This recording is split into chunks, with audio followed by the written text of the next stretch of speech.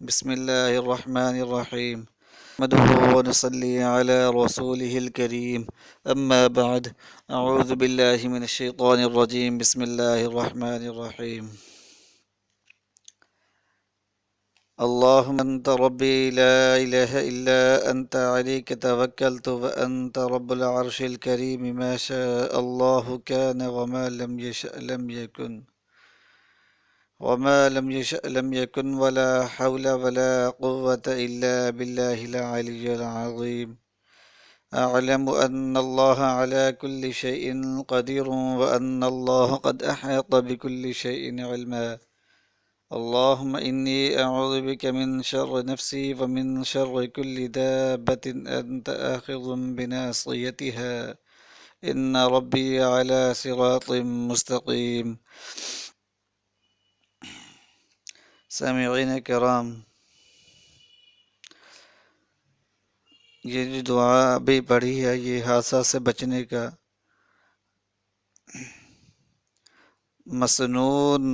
حادثہ سے بچنے کی مسنون دعا ہے۔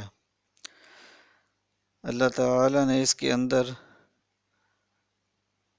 حفاظت رکھی ہے۔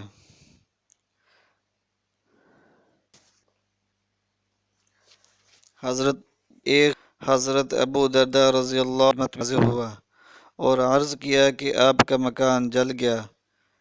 آپ نے فرمایا نہیں جلا۔ پھر دوسرے شخص نے آ کر یہی اطلاع دی تو فرمایا نہیں جلا۔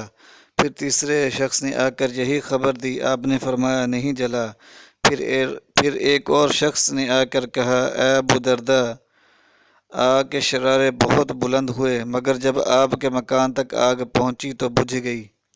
فرمایا مجھے معلوم تھا کہ اللہ تعالی ایسے نہیں کرے گا کہ میرا مکان جل جائے، کیونکہ میں نے رسول اللہ صلی اللہ علیہ وآلہ وسلم سے سنا ہے جو شخص صبح کے وقت یہ کلمات پڑھ لے شام تک اس کو کوئی مصیبت نہیں پہنچے گی۔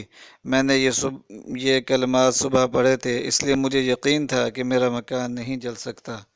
سامعین کرام، یہ دعا بھی پڑھی ہے، یہ حادثہ سے بچنے کا بہت ہی مجرب عمل ہے، مسنون طریقہ ہے۔ صبح کی نماز کے بعد اور مغرب کی نماز کے بعد ایک دفعہ پڑھ لیا کریں، انشاءاللہ تعالی اللہ تعالی ہر طرح کے حادثات سے محفوظ فرمائے گا، آپ کو بھی، آپ کے گھر کو، مال کو، اولاد کو، سب کی اللہ تعالی حفاظت فرمائے گا۔